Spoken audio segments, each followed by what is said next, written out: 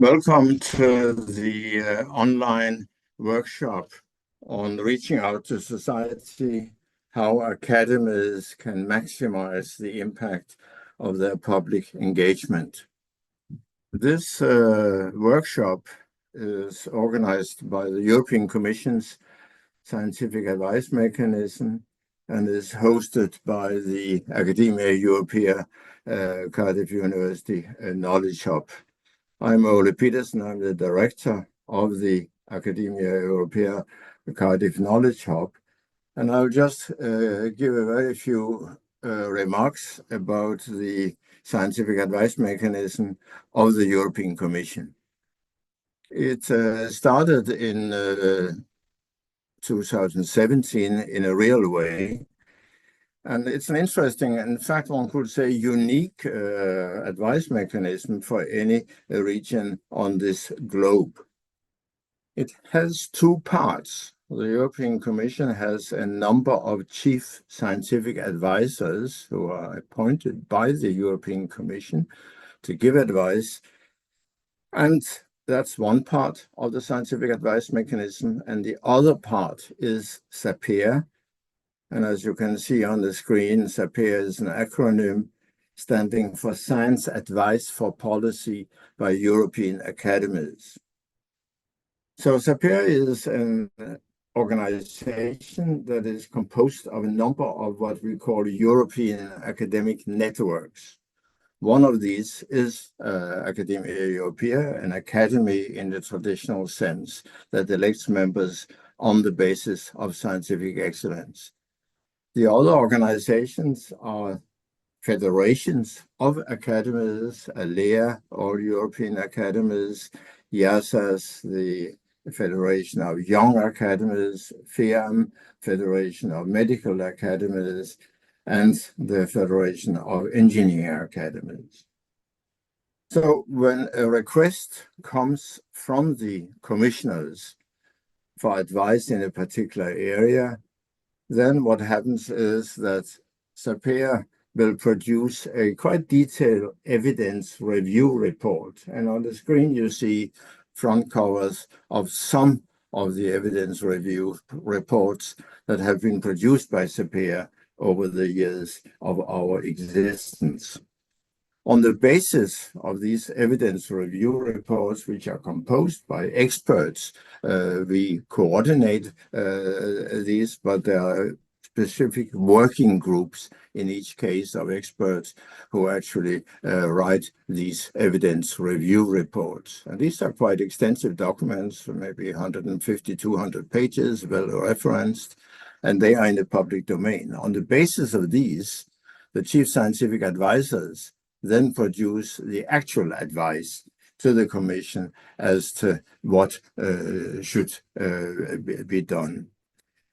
The mechanism was ingeniously proposed by the then Director General of Research at the Commission, Robert Jan Smits, and you see him here in the upper left corner of the picture.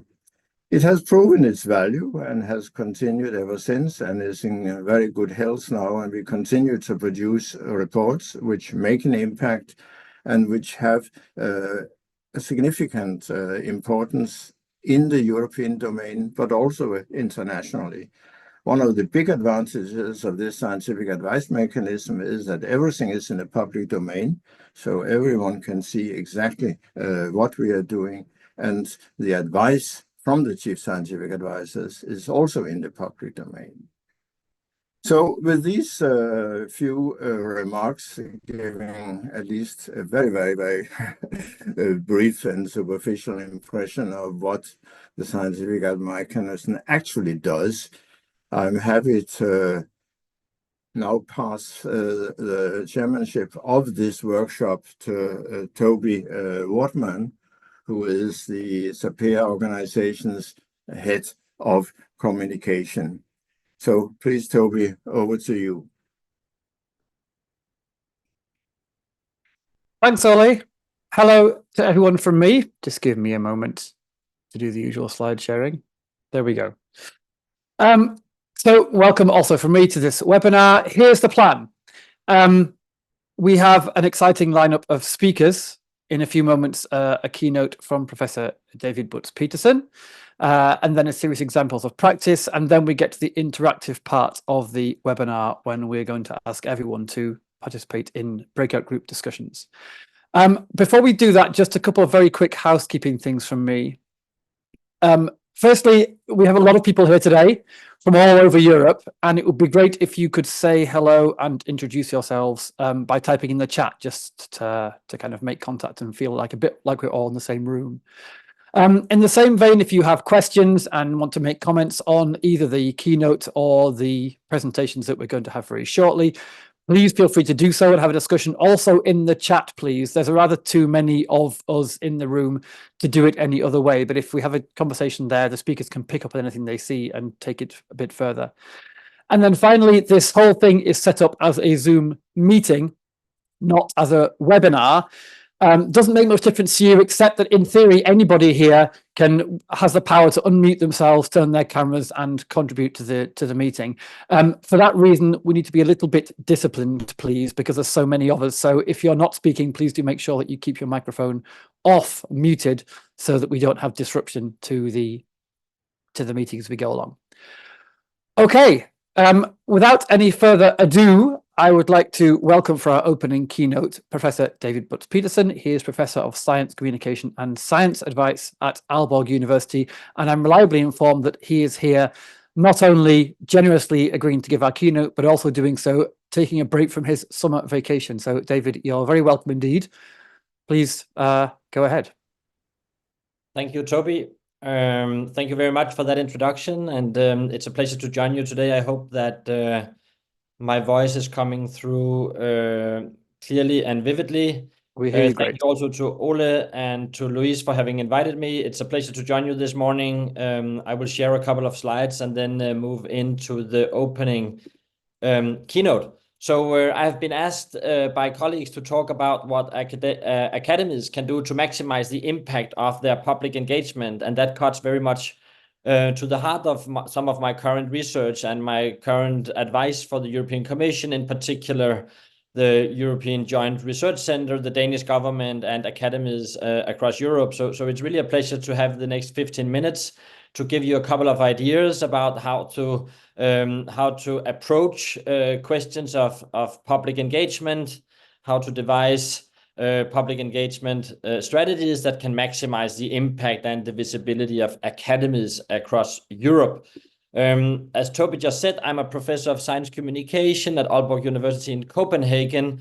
And besides that, I also do take an interest and a role in science policy, both in Denmark as a member of the International Network of Government Science Advice, INGSA, and also currently since 1st of January as a member of the Norwegian Research Council for Breakthrough Research. So that's just to give you the very brief introduction, and I will leave it there.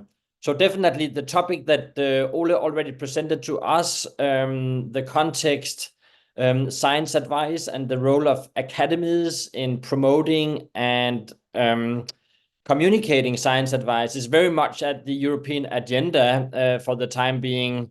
There has been numerous reports, principles, guidelines, white papers, and even academic contributions, among others, the contributions we have produced from Copenhagen that to a large extent is analyzing and promoting the voice and the role of scientists across this so-called ecosystem of science advice to government. And that's a quite complicated, complex ecosystem. It consists of governmental advisory institutions, commissions and councils, but also obviously universities, and relevant for today's seminar and webinar, obviously also the academies of Europe is an important and essential part of this entire ecosystem. So a lot of things are already happening out there.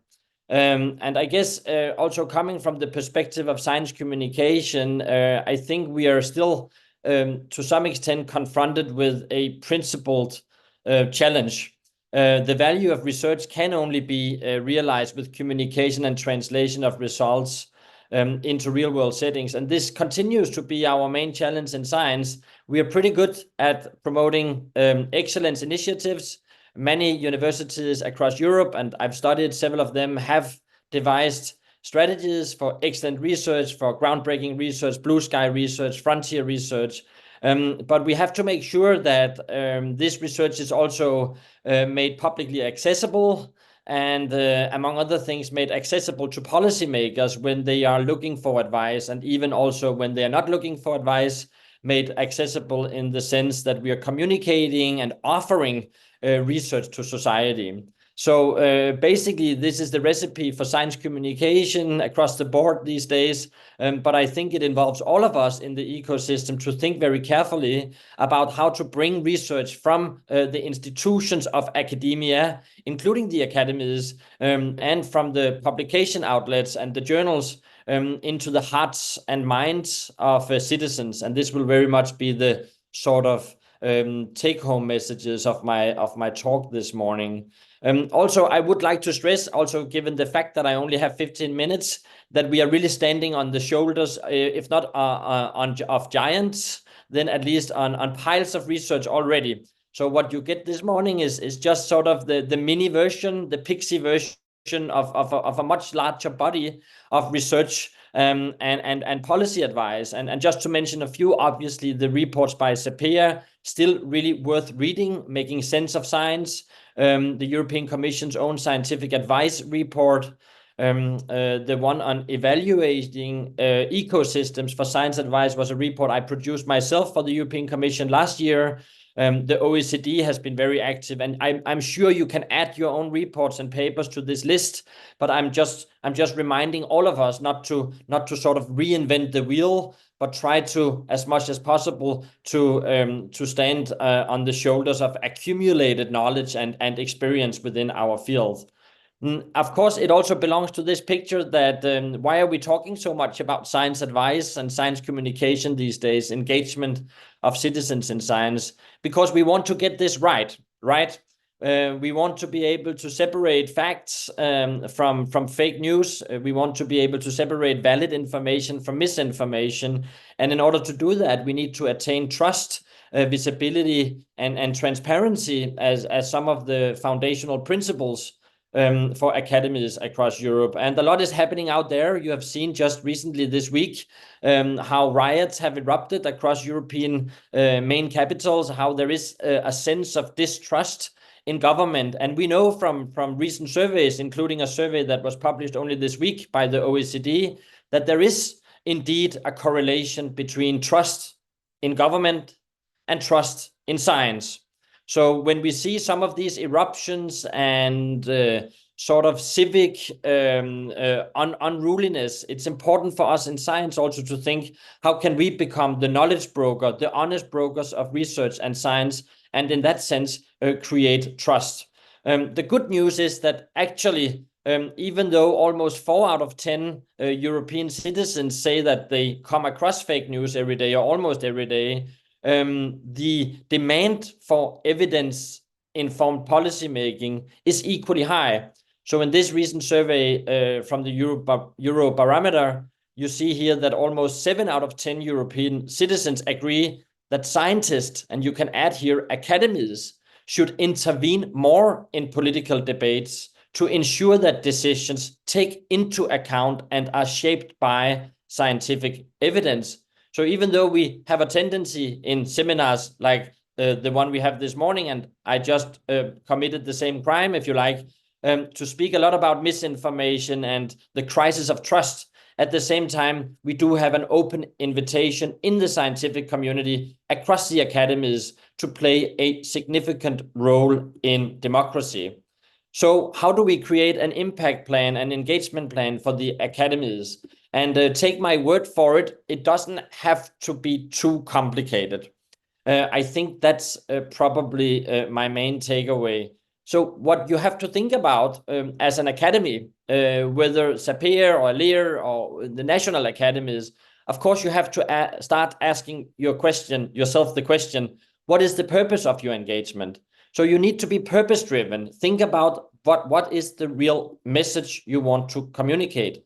And also, who do you want to benefit with your public engagement? And here we are jumping right into the pool of research on social psychology, on cognitive science. We know from accumulated studies that if you are able to lend benefit to the audience that you're trying to engage, if you're able to give them more capacity to act and to form their own beliefs, you might have much better success also communicating your evidence, your data, your advice.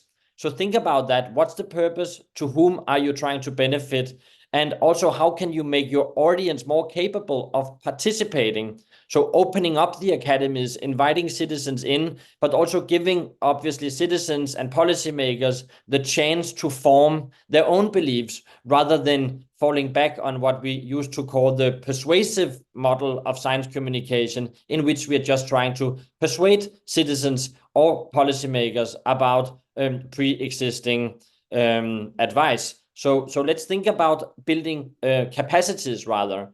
And also, again, it doesn't have to be too complicated, and I will end by giving you a couple of more references underlying some of these findings that might complicate the picture a bit more. But at a glance, you have to ask yourself as an academy, whether a national academy or a European one, what is the problem you're trying to solve? So just to raise your visibility, just to sort of communicate and marketize your own institution, that might actually not do the trick. What you need to do is you need to focus on the problem you're trying to solve. And for whose benefit can that problem or should that problem be solved? That's the moment you really get the attention of the citizens. That's the moment you get the hook again to the values and to the mindset of your audience. So take stock of those things. I think that's probably sort of my final recommendation before digging a little bit deeper into some of the literature behind it. But really what you need to do, and this has been emphasized again and again, not least in the recent reports by the Joint Research Center on our political nature, on technology and democracy, on how to communicate science trustfully, take stock of values, and also take stock of the mindset of the people, of the citizens, of the policymakers you're trying to communicate with. What is their existing knowledge base? So how much do they already know? And also, what is their information need? Are you satisfying an information need, or are you simply just circulating more information that might even create more confusion or more complexity? So if you think about those 5 or 6 items, I'm sure you will be able to devise a quite sort of hands-on engagement strategy. And as I said before, there is research underlying many of these recommendations.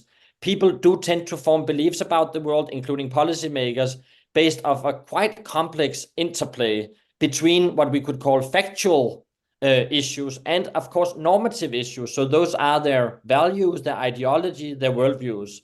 In political discourse, and most of you who have been working in science advice will already know this by your gut feeling, evidence obviously cannot stand alone, but needs to be connected to values and engagement. So I think that might be the challenge also for today's seminar, to really emphasize that.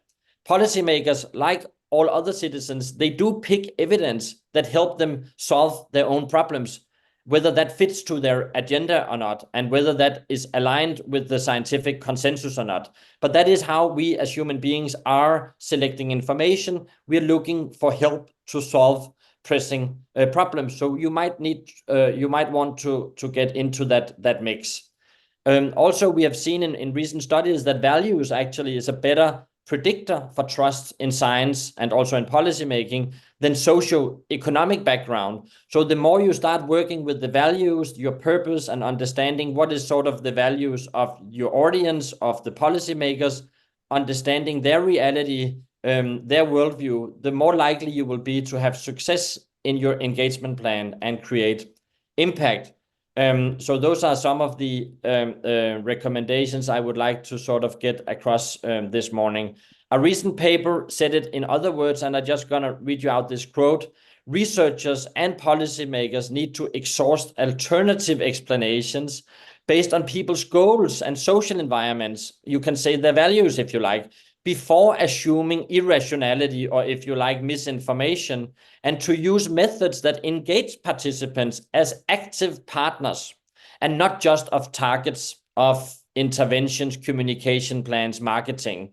So I really want you to take this advice to include your policy-making environment, the science to policy ecosystem as active participants and even co-creators of advice. That's probably going to make the impact of your engagement strategy more likely. And as I said before, time is running, and I'm not going to give you the large version of this talk today, but we have research underpinning many of these recommendations. We know about limitations to our cognitive abilities. We simply, as citizens, as scientists ourselves, but definitely also as policymakers, as many of you will know, we do have a limited capacity to process information. We do see demonstrable evidence for information overload, simply excessive and complex information that leads to disengagement, even apathy in some studies. And we also see that there might be a lack of motivational factors included sometimes when communicating research, lack of interest, lack of perceived relevance. This again cuts back to my prior point about trying to solve real problems. But at the same time, we can also identify enablers of successful impact plans and engagement strategies. For example, as I already mentioned, simplifying information, presenting information in a way that is accessible. This might sound completely trivial, but it is not.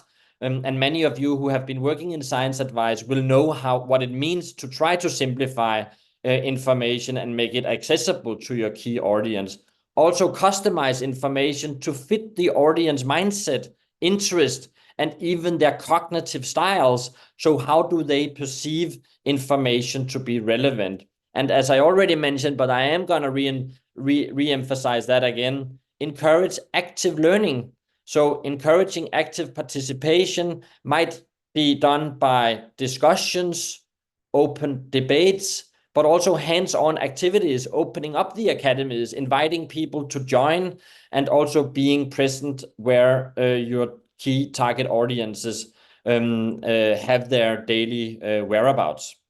And then finally, this is chapter 2 of the report I made for the European Commission on evaluating science to policy ecosystem.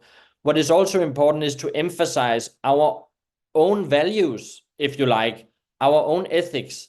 So what we know really works in terms of engagement and creating trust, which I do think is paramount in the current environment, is to emphasize the independence of your advice, to emphasize the transparency. That is, that people can go and look where are the sources of the evidence. Has there been any agreement, any disagreement? Is there consensus? What are the underlying scientific references? And also responsibility. This is a key issue, as you can see, across many government institutions to create trust. So what's the responsibility of the scientist and what's the responsibility of the government? This is two different types of responsibilities.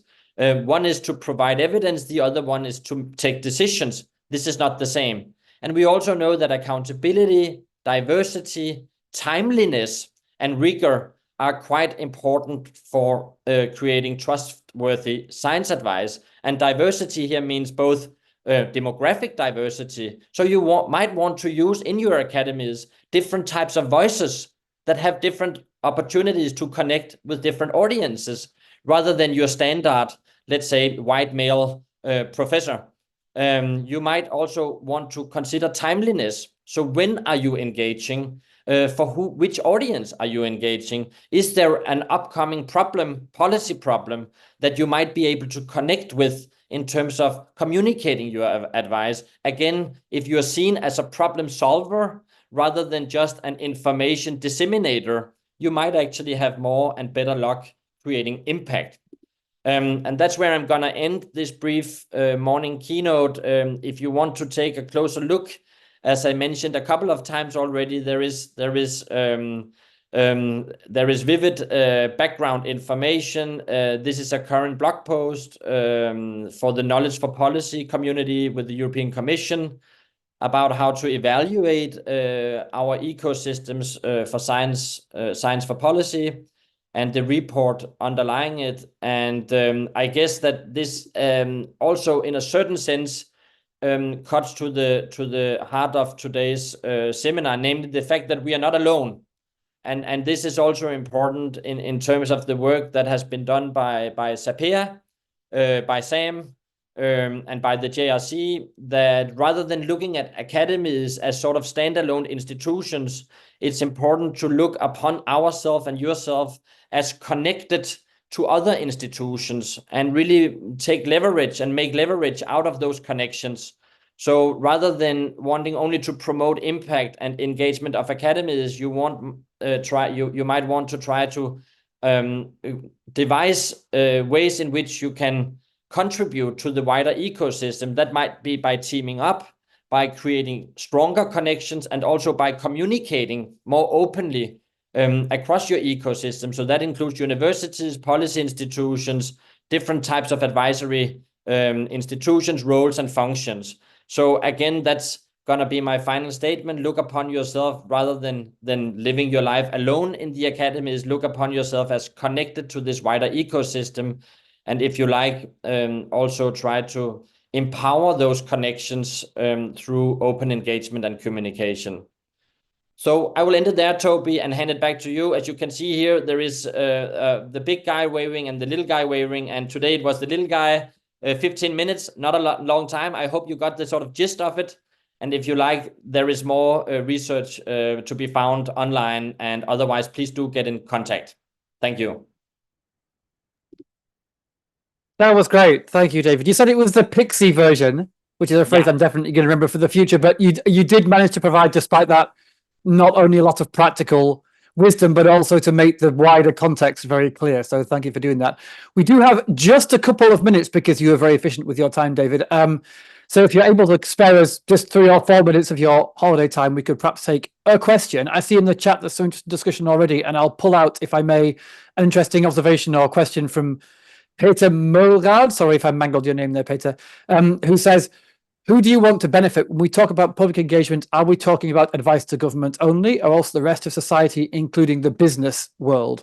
I think, David, you were clear from your comments, we're talking about broader engagement in society, but I don't know if you have any particular observations to make about engaging with the business world. Is that all part of the general mix, or are there specific considerations there that you mentioned? No, I think that you know, the spirit of Peter's question here is quite important to the discussion we are having, in the sense that you cannot devise a communication on engagement plan across the board. You have to be, as I also mentioned, you have to be quite specific in terms of which audiences, for whose purpose and to whose benefit. So again, I think Peter is right here that what you're trying to achieve in terms of communicating to policymakers might not be relevant to communicate to a wider audience, or to put into a press release, or put onto a public website. That might belong to a series of meetings only with policymakers, in which you might even close the door and have sort of the confidentiality of informal science advice. And then at the same time, perhaps also underlying the spirit of Peter's question, you might promote a public engagement strategy in which you're trying to attract much wider audiences, including business. And I know, I mean, so it's true that in science communication lately, there has been a lot of discussion about how to engage with industry. And I think as is true for citizens, there can be nothing about us without us. And that also holds for industry. So if you have research that have a demonstrable impact on industries, I would also include them, give them a role, invite them to the panel, try to frame that in a way that makes it possible for industry also to voice their role and to respond to your evidence and your advice. This should just be done in a transparent manner, in which you're not letting yourself be framed or shaped by industry interest. So again, this cuts back to transparency. So yes, more industry engagement, more public engagement, and more policy engagement, but perhaps not all at the same time. That's great. Thank you. Again, you've given us lots of ammunition for the rest of our discussions this morning. It's now time to zoom in from that broad context to some specific practical examples. And for this, we have another all-star lineup of speakers. I won't take time out of what they will have to say, which is far more valuable than me. but I introduced them in detail. So I'll simply hand over, if I may, to our first speaker, Wendy Sadler, the founding director of Science Made Simple. Wendy, it's all yours. Thank you very much. Can you hear me okay? Can hear you fine. Yeah, great. Thank you for inviting me. It's great to be part of this session and see so many other people on the call who are passionate about this subject. So I was asked to speak about some of the do's and don'ts of science communication in terms of public engagement and policy advice, and use a case study that we did in partnership with SAPEA. Actually, a couple of case studies, but mainly the one that we did first. So my talk's called Krill and Chips, and that will become clear, I hope, throughout the talk. And I'm going to talk about how we did this process and the tips that we've drawn from it and from other projects that we've done. So I'm a lecturer in science communication at Cardiff University, but I also run a social enterprise called Science Made Simple.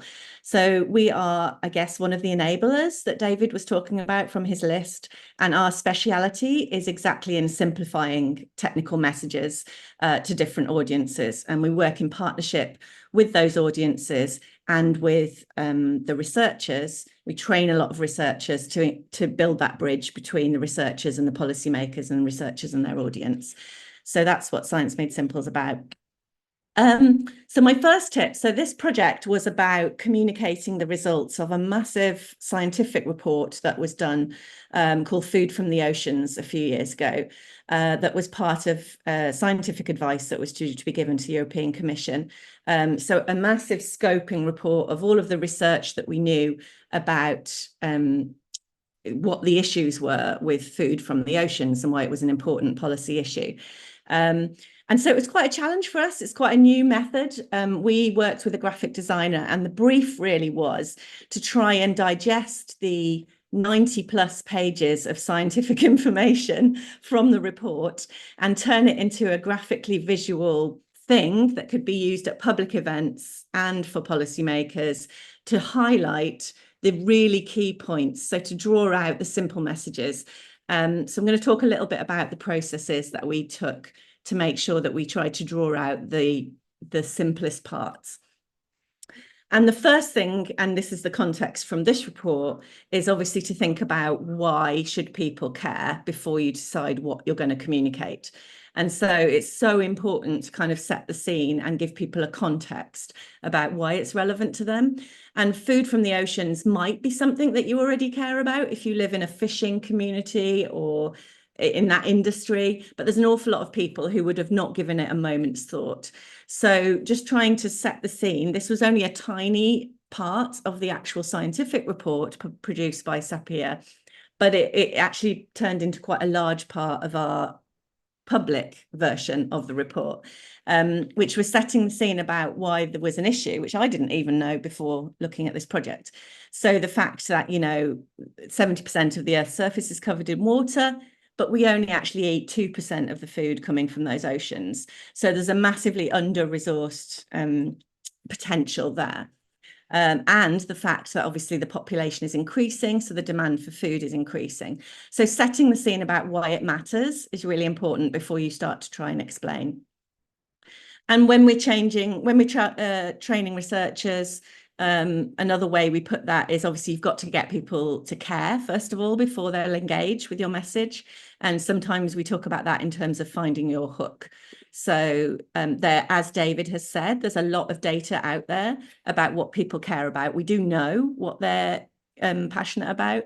So you might want to look at things like the Eurobarometer to see how you can engage your audience, how you can build that bridge between what people do think is important to what your message is. And it might not be the same things. You've got to try and find a way in.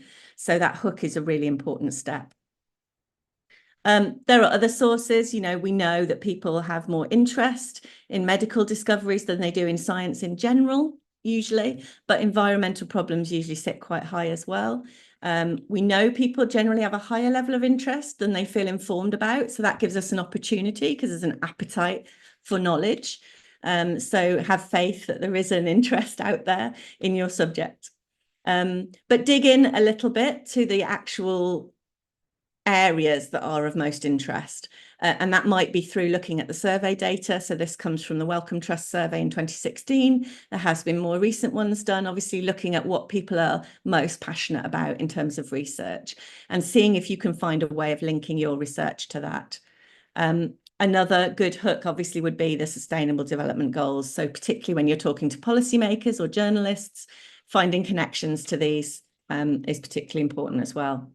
So with this case study about the food from the oceans, we needed to explore what people knew and what they didn't know. And one of the key learning points from the whole study, the whole report, relied on understanding this issue of trophic levels. And I have to say, as a physics graduate, when I first read this, I actually had never heard of that phrase. I didn't know what one was. I don't know how many people on this call know what a trophic level is. Some of you might, but we felt it was really important to explain this basic idea.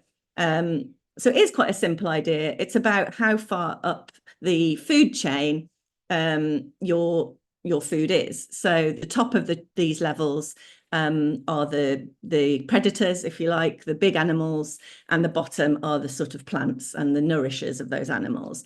And in terms of on the land, we eat from the lower levels of these trophic levels, which there are a lot of, so chickens and wheat. And in the oceans, we eat only from the very high trophic levels, the bigger animals, of which there are much less of. So this is where the imbalance comes in. But this was such an important point that we wanted to dedicate a lot. So this idea about how krill, there are millions and trillions of them in the oceans, but we don't really use them for any food, was part of the point.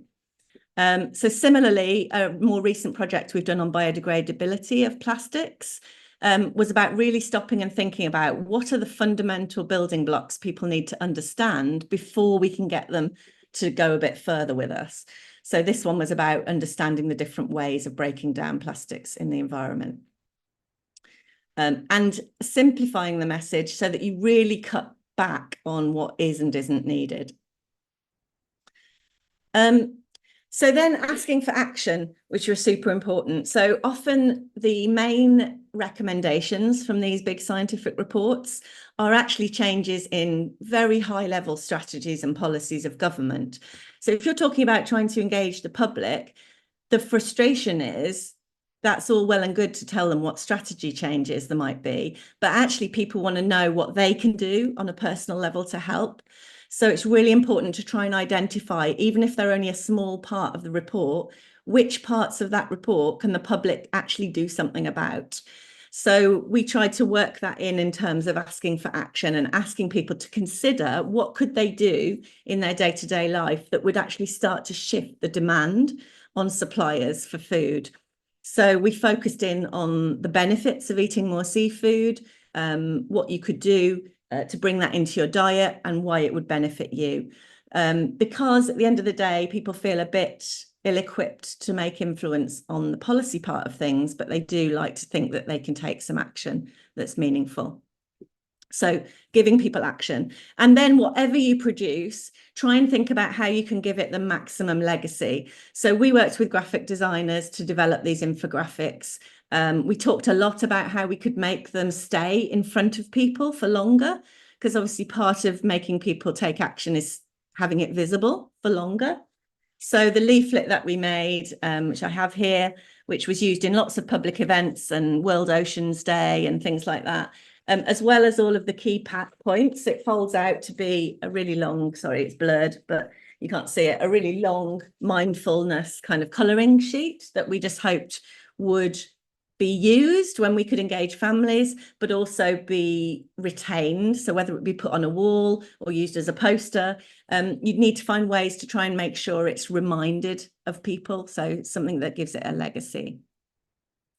And that could obviously be a digital legacy where you enhance the report website with the publicly accessible graphics and information. So I hope that gives you a bit of an insight into the kind of thing we've done and the learning that we've taken from it.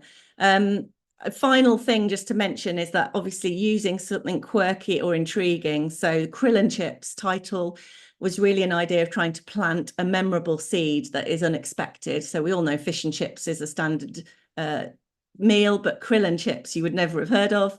So the idea is you're hooking that curiosity into people's minds, and marketing people know this very well. If you use an unexpected pairing of things, it's more likely to have a sort of embedding in people's memory. So that's just a few things to think about in terms of creative processes in science communication. Hope that's helpful. Thank you very much, Wendy. That was great. And thank you also for keeping to time. Without further ado, we will go straight on, I think, to our next speaker, Dr. Sandra Fendl, who's a scientific policy advisor for Acatech in Germany. Sandra, it's all yours.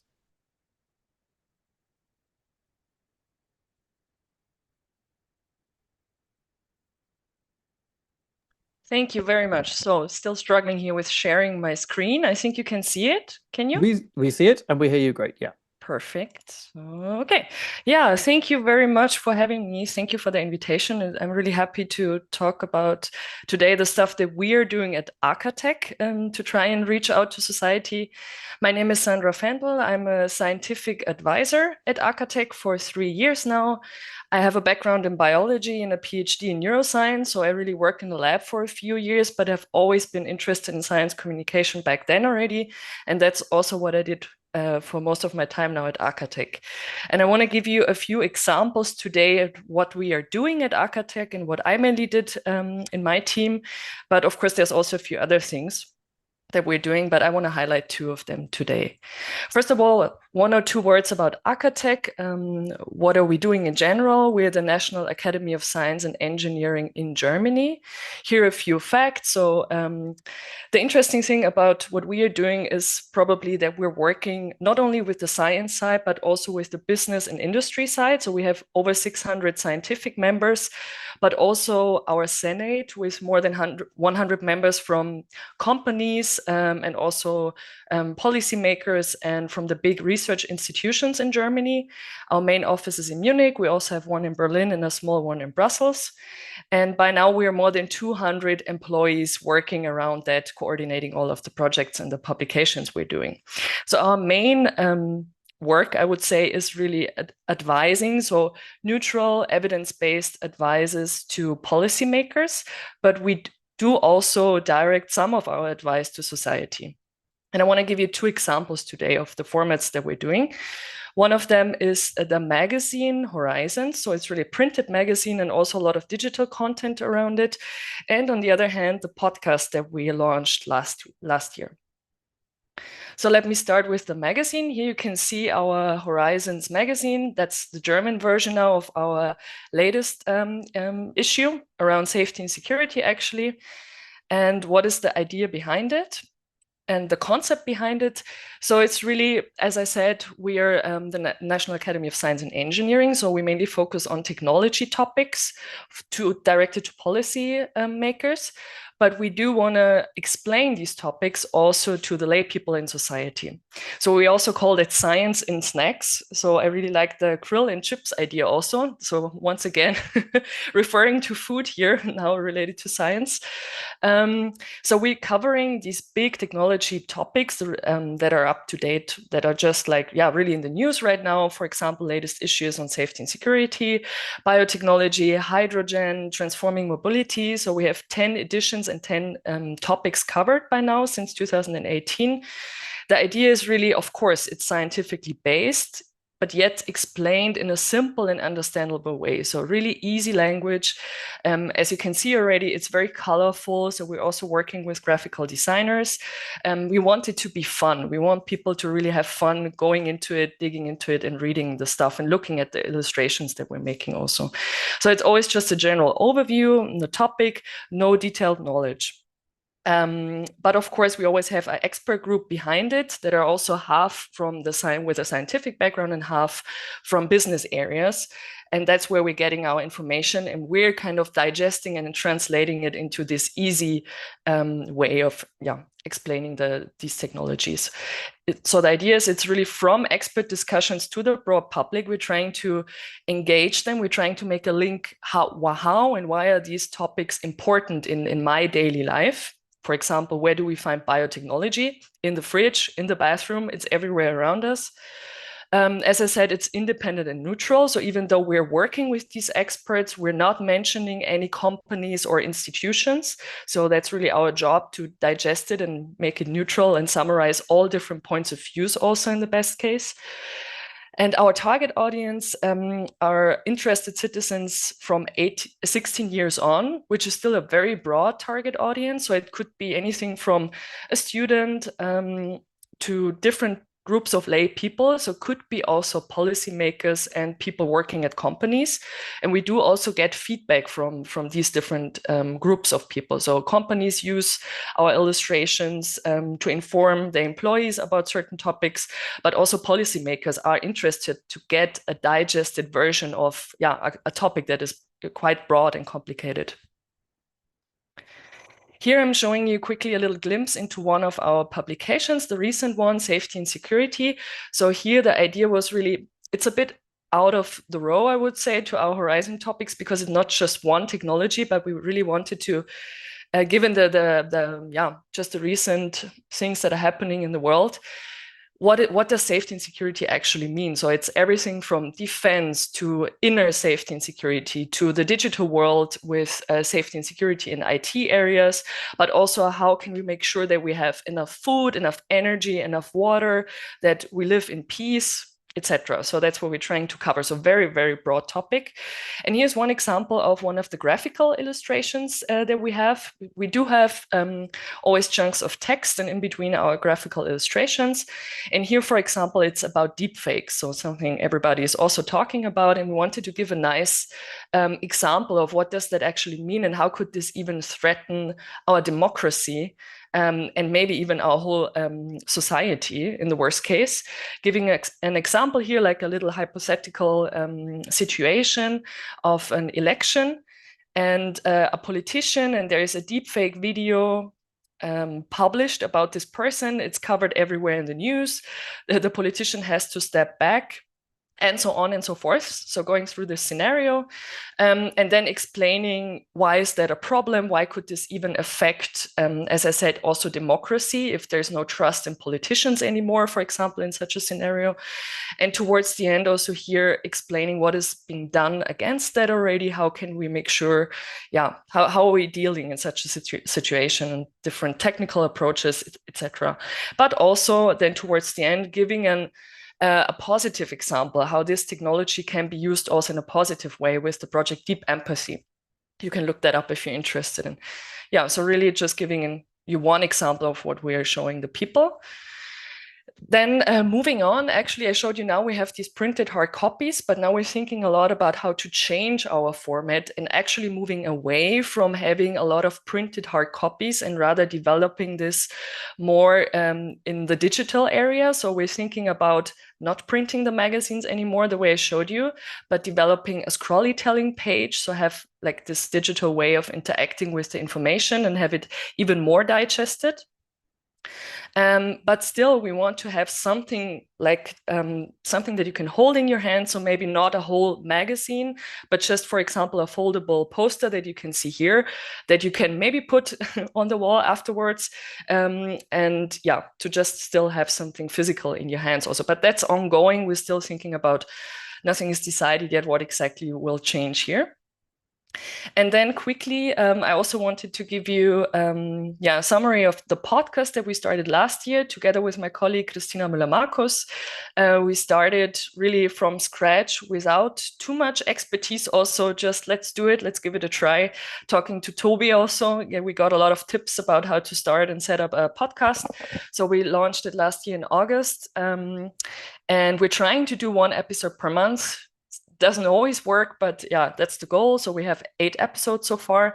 And the concept is, the podcast is called Late Night Tech. So the idea behind is like a late night show, but for technology topics. And our concept is we want to have a relaxed, laid back atmosphere, like sitting on a couch at a late night show.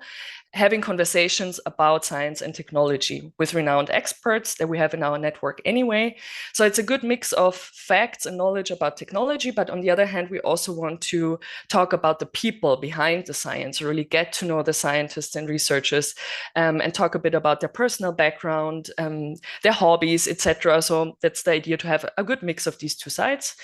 I brought a few stats. As I said, we just started. We don't have a huge audience. So far, we have 765 listeners in total and about 2,000 downloads. And in our upcoming episode, I will talk to Patrick Bühr on novel food. Actually, he's in one of the big companies, Rügenwalder in Germany, who are in the food production scene.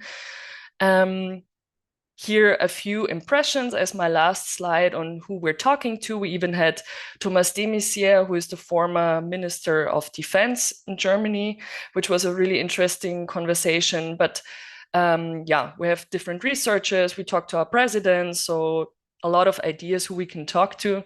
Not so much time to really do it then, but we're trying our best with the podcast to also reach the society with our topics. That's it. One last thing I wanted to say is also, please feel free to use our illustrations. You can find them online in German and English. Contact us if you need printed copies, as long as we still have them. And yeah, let me know if you have any questions or ideas. Thank you. Thank you. That was great. Thanks in particular for the update on the podcast. I'm glad to hear that's going so well. I'm also learning so many new words. My next favorite new word is scrolly telling. I'm definitely making a note of that one. Thank you, Sandra. Next up with 8 minutes is Kim Krappala from the University of Turku. Kim, over to you. Thank you very much, and thank you all for your interesting presentations. And I am here to introduce you our science education program. So I'm Kim Krappala from the Young Academy Finland. I'm also a PhD student at the University of Turku, but here I'm representing the Young Academy Finland. So we have a Meet a Researcher program that I'm gonna introduce you today. So I'm just gonna give you one picture, this map of Finland, to illustrate our problem here. We have the green dots here, which are basically university campuses, and the yellow dots are all the municipals that have high school in them. And what's the problem? So-called problem here is that in 2018, there was a law put in place that required all Finnish high schools to cooperate with higher education. So this led into a demand, and we at the Young Academy Finland thought, what could be a good instrument to service all these high schools that are far, far away from all the university campuses, so that they can do what the law requires them to do. So we started a low threshold science education program that would be organized via these video calls like we are doing now. So what we started was Meet a Researcher program, which the idea was that there would be a pool of researchers that could do these video call visits to all schools in Finland, to any school subject. So anything you can study at the university can be introduced into schools. The basic idea is to do science education, but also kind of like a study counseling idea. So what is it to have a career at the university or as a researcher? How do these people end up in these careers? So students are really interested in these stories. So how does this thing work? I'm gonna tell the whole process. So how our science education program works is that first we gather all these researchers to sign up into the pool of researchers. We have now currently about 600 researchers. We've been doing this since 2019. So about 100 new researchers per year have signed up as a volunteer for this pool. So they are either PhD students that are funded by a PhD program. They could be a retired professor, anything in between. Usually they are researchers in some kind of research project, or just they're simply motivated to do science education. And we are kind of like a platform. We are the matchmakers between teachers and the researchers to do this scientifically and socially important work. So in the next step, teachers will send their requests to us. We have a form here where it can be filled in 5 to 10 minutes. So it's really low bar for teachers to access this program. And after we have received the requests, we go through our pool of researchers and we find a suitable candidate for this visit. And if it fits their schedule, we will connect the researcher with the teacher. And this is kind of like where our job ends. And the researcher and the teacher agree on the details of the visit. What is the specific theme they're going to talk about? When is the visit going to be taken place? And after that, the students, usually high school students, they come up with questions related to the topic and career as a researcher. Those are like the two main themes. If you look at what do the students actually ask from the researchers. And then after the researcher receives the student questions, he or she prepares the slides for the visit. Usually these remote visits last about 45 minutes. The whole lesson in high school in Finland lasts 75 minutes, so it's kind of like in the middle there. And then after the visit, hopefully teachers, researchers, and students fill a feedback form.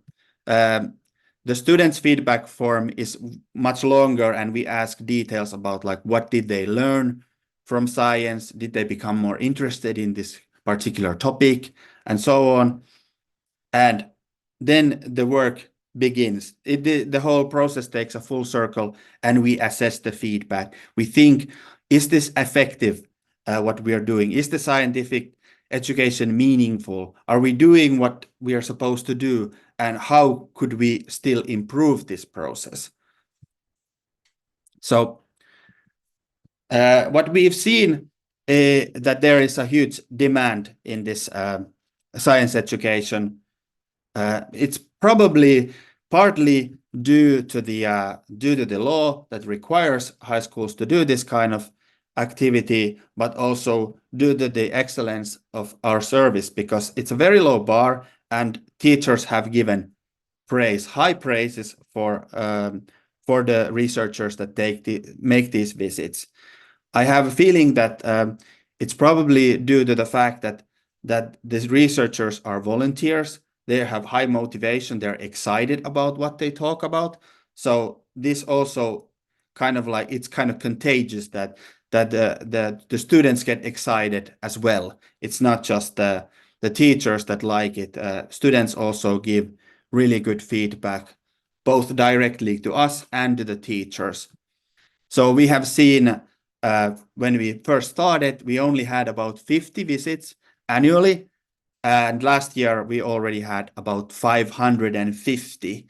So what we do is that this could be every week. We work throughout the year, and we receive these requests from August until April. So we organize this all the time, and this is a continuous process. And it's been really excellent to see how the demand has been growing, and we've been able to also increase our funding throughout this period. So what we learned is that you should be patient when you're growing this kind of service. Is that you should be consistent with your communication, raising the awareness, and growing the researcher pool if you want to do something like this. It's the biggest bottleneck of our service is, do we have enough researchers to meet the demand of the teachers?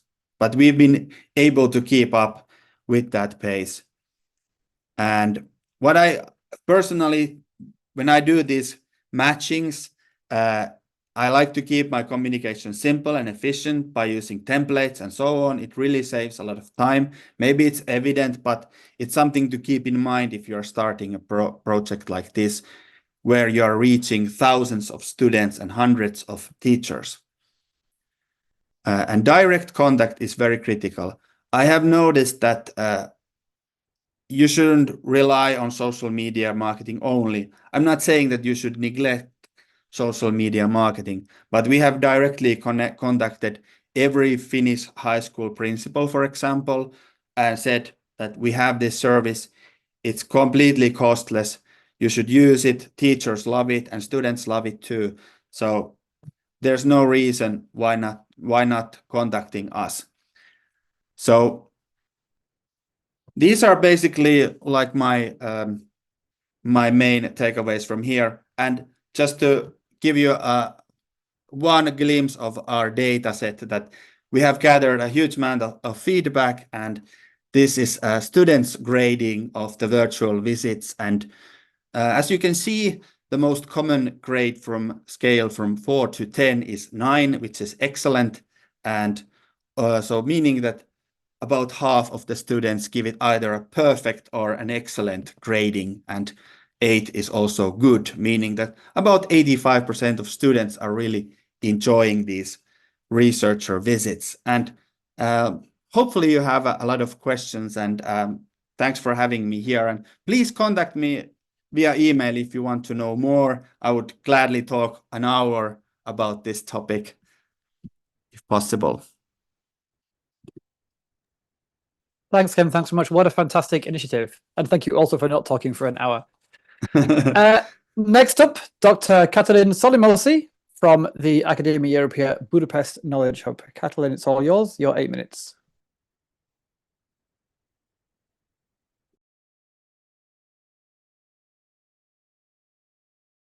Sorry, I'm muted. Thank you very much, Toby. Can you see my screen now? We can indeed. Thank you. Okay. So I'm really honored to be here on this highly inspiring workshop. I learned a lot already. And I'm glad to present here some ideas about public outreach in a broader sense. I am Katalin Solymosi, a plant biologist based at Eötvös Loránd University in Hungary. But many of you may know that I'm also the chair of the Young Academy of Europe at the moment.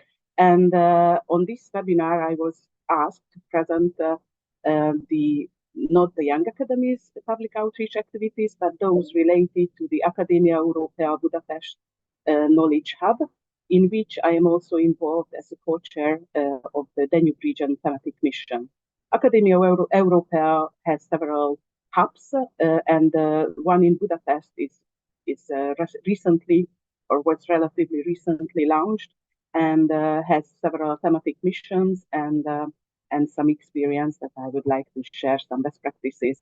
We are still working on how to better engage Hungarian and regional Academia Europaea members and also Young Academy members, but also the broader public in our activities. But there are some examples I think are interesting in the context of this workshop.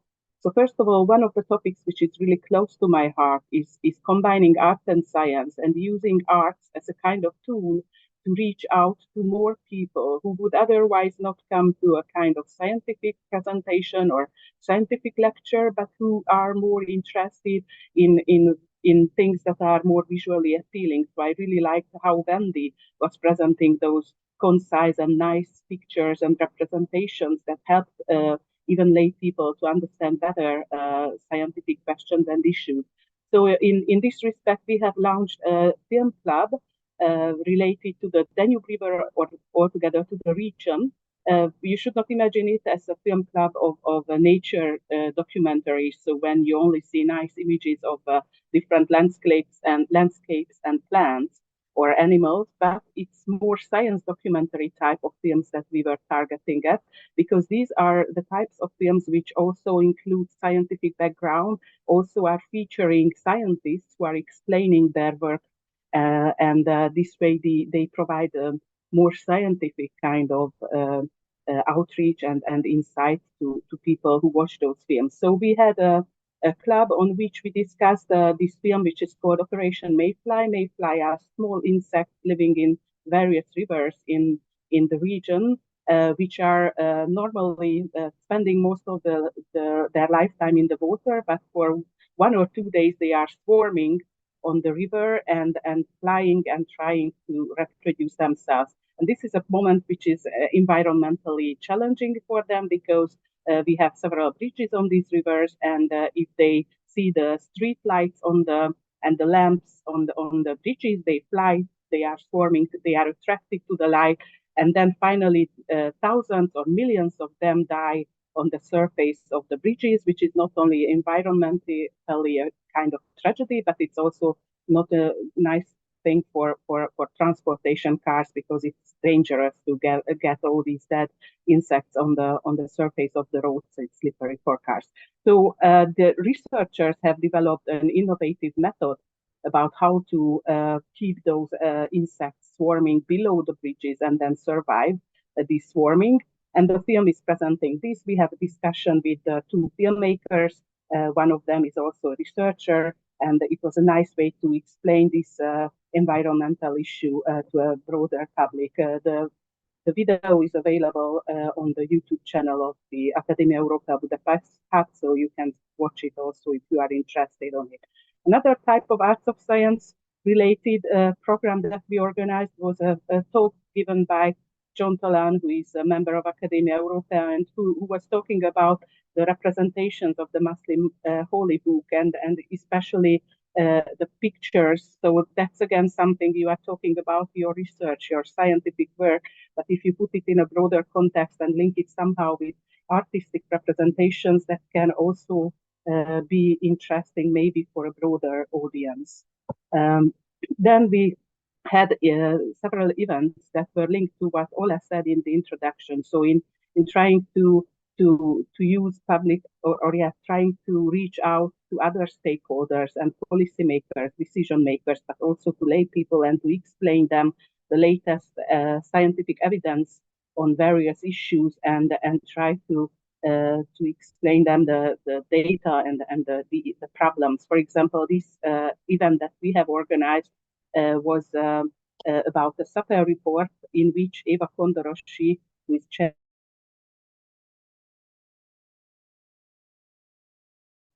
chief scientific advisor for the European Commission. So she was leading the preparation, or she was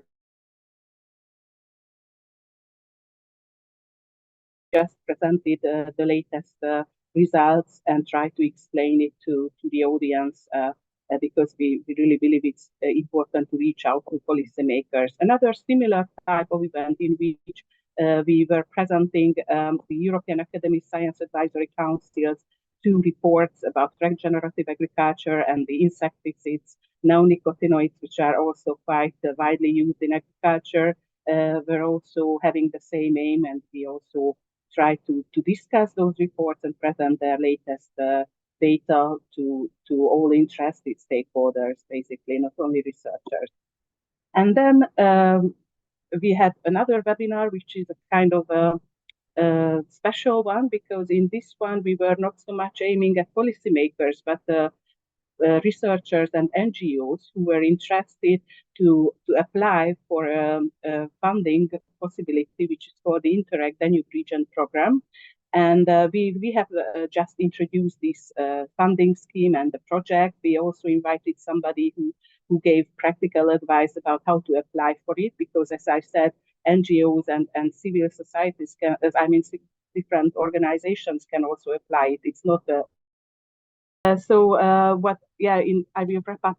So we are also highly dedicated, and the founding director of our hub, Professor László Lovász, was also highly dedicated to science education and to share best practices on this level, and I'm also glad to hear what Kim presented about meeting the researchers. So we also strongly believe that elementary and secondary school teachers have a very important role in helping us to make a more science-friendly society, and to get the younger generation engaged with science. So we had a kind of workshop series sharing best practices about science education.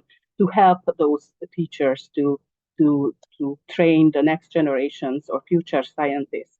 And last but not least, the new hub director, Peter Hegyi, has a very interesting initiative also in this framework that I would like to share. So he initiated a National Academy of Scientist Education, which is basically a program in which first, when it was founded in Szeged in 2012, he invited Nobel laureates to give lectures to secondary school students and the young researchers to inspire them. And 16 of them have been already or have visited Hungary since the founding. And on this last slide, I will just talk about this program, which was originally local, but it went national. So at this moment, more than 200 secondary schools are involved, and more than 2,700 pupils, secondary school students, have already participated in this program in the whole country, and they do laboratory work, have scientific lectures, mentorings, and there is also a broad press and news coverage of all these initiatives, and also municipalities are involved and are financing now this program. So thank you very much for your attention, and sorry for the technical issue. Thanks, Katalin. No problem. Sorry we lost you, but well done for picking up again so seamlessly. And Kiran, thank you for your patience. Would you like to have another go? You have about 8 minutes. Thank you.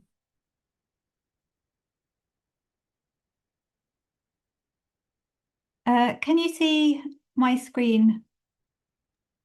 Not just yet, actually. Okay. Now we do. Lovely. Thank you. So I'm Kiran Anderson from the Royal Academy of Engineering in the UK, and I'm the head of the digital communications team there. Here to talk about our This Is Engineering campaign. So this is a multi-year campaign which we launched in 2018 in partnership with Engineering UK to encourage more young people from all backgrounds to consider engineering careers. Our primary target audience for this campaign is 13 to 18-year-olds.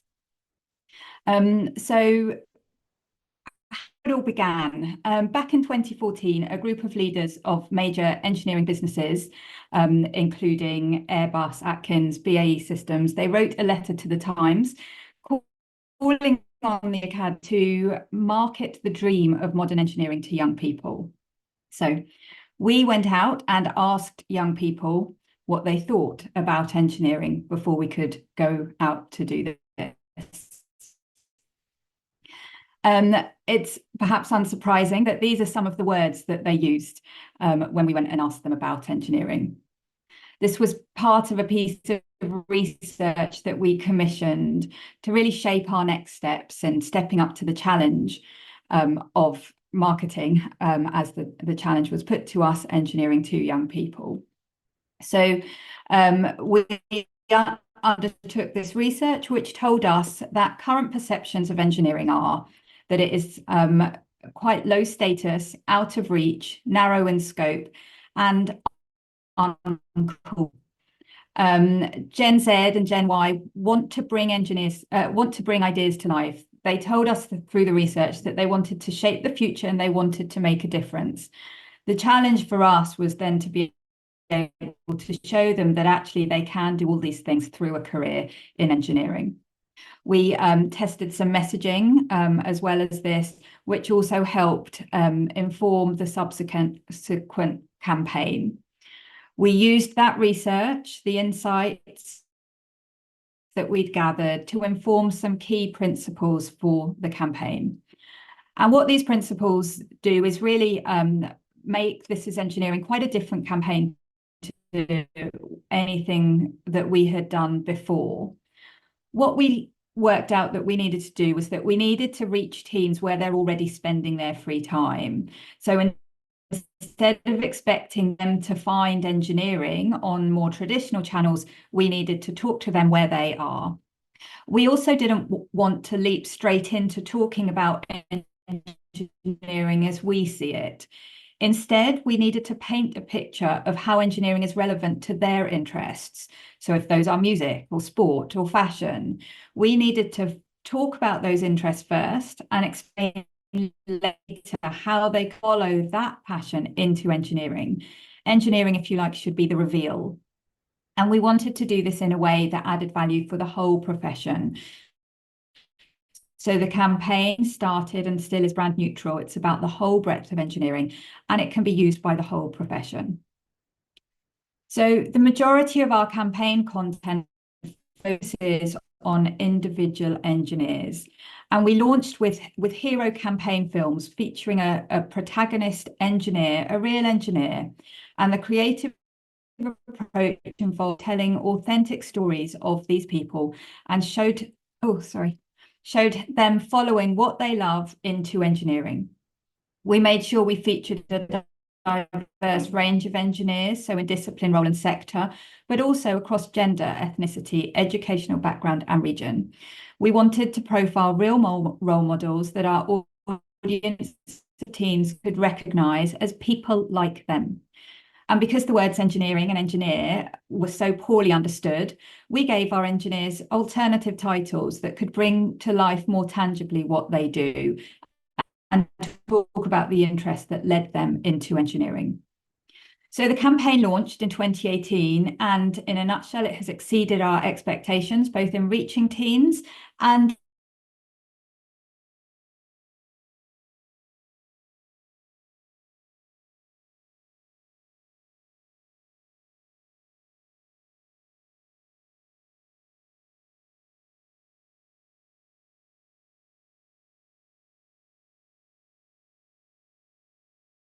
now at 59%.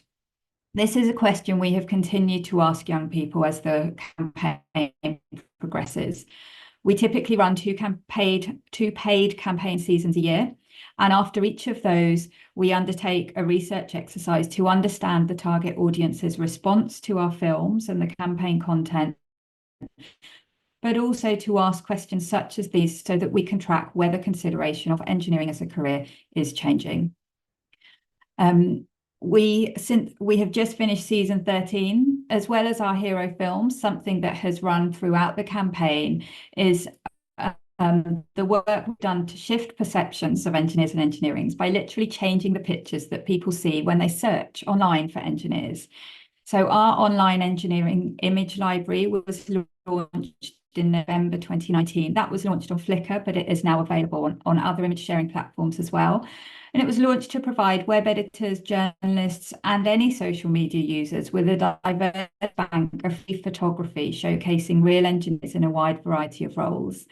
More than 1,000 photos have been donated to that library, and they've been downloaded more than 7 million times. So really helping to challenge the stereotypical views of engineering, which can be found online on image searches. So as I've said, we've just run season 13. This has brought us to featuring 33 engineers, and Ennie and Harvey are the protagonists you can see on the screen, who are our most recent engineers. And we added 2 new features to this season as well. That was because our market research through our market research, the young people have told us, well, we've started to hear that the films are looking corporate and not authentic. And we have had to update the campaign just as young people are changing, the way they consume content is changing, and the platforms that they use are changing. So we trialed some influencer content this time. We trialed 4 pieces with influencers. And we also launched a champions community. Our champions community is currently 10 young engineers who work with us to amplify the campaign content on their own channels, because they already have young engineers with a passion for STEM engagement and public outreach. So we are giving them campaign assets so that they can share the content to their own audiences too. This is just an example of one of our season 13 films. It's typical of the films that we have shared since the start of their campaign. It focuses on one engineer. We also update, though, a montage film each season, which also runs. You can see that there are high production values. I'm not going to show it in the interest of time, but on the This Is Engineering website, all of the films are available there. We use bold fonts and colours. Again, these have all been tested by our target audience as the kind of content that they are natively consuming. The call to action at the end of these films points young people to our website, where they can find out more information about the various routes into engineering and the careers that are available. We embed a lot of video content on that site again, that's based on feedback from young people during the user testing stages of developing the site and giving them what they would expect to see. This is an example just of the YouTube video, which we trialed with an influencer this season. We had a YouTuber who interviewed a hardware engineer. She heard about her day and then also went and had a look around her lab and saw her at work. And then we also trialed some short form content across TikTok and Instagram. One of these pieces featured a young chemical engineering student, another featured a careers coach, and another featured a young engineer interviewing another engineer. Again, these were paid influencers with an existing audience, and so we were tapping into them. So what's next for the campaign? Really, it's more user-generated content. We trialed that with good results in season 13, but we are looking for ways to bring down the cost of that and to maximize reach through it. We're going to test new platforms. So we already run advertising on gaming platforms, on YouTube, but we're also looking at where are young people and how can we reach them there. Spotify and Reddit are examples that we'll be using. We're going to continue to grow our champions community because we know that that is an engaged audience of young engineers who want to help us spread this campaign message. So we will continue to work with them. Testing and optimize is something that we do all the way through the campaign. That continues. We continue to measure the impact we're having, and we continue to seek out those engagement in real life engagement opportunities for our champions and our protagonists. So we have a This Engineering Schools programme. We work closely with our education colleagues to go and get opportunities for our champions and our protagonists to go out into schools and to go and do this beyond a screen. Thank you. Fantastic. Thank you, Kiran. And thanks to all our speakers, Wendy, Sandra, Kim, Katalin, and Kiran, and also to everyone for the ongoing discussions in the chat, which are very interesting. We're now going to move to the interactive part of the workshop. Just give me a second to share once again my screen. There we go. If you were just here for the inspiring presentations, that's great. We totally understand. If you would like to leave, then you are welcome to do so now. Otherwise, once you're in the breakout groups, you're kind of here for the duration. So we hope you'll be able to take part in the interactive part too. So in the next few moments, you'll be catapulted into a random breakout group. Zoom should take care of that for you, or rather, our colleagues Julia and Alice will do so. You can see on this slide now the idea of what we hope you'll be inspired to discuss in your breakout room. But anyway, each group will have a facilitator who will run through it in some more detail with you and explain what happens. What I'm going to suggest to facilitators is that once you have your breakout group, the first thing you do is invite people to take a quick 5-minute comfort break to get up, stretch legs, put the kettle on or whatever. And then I wish you good discussions. We'll see you back here in about 35 minutes. So that's 12 noon Central European time, 11 for those in the UK, 1 for those in Eastern Europe. And then we will feed back to the whole group on what the discussions, how the discussions go. Thank you very much. See you soon.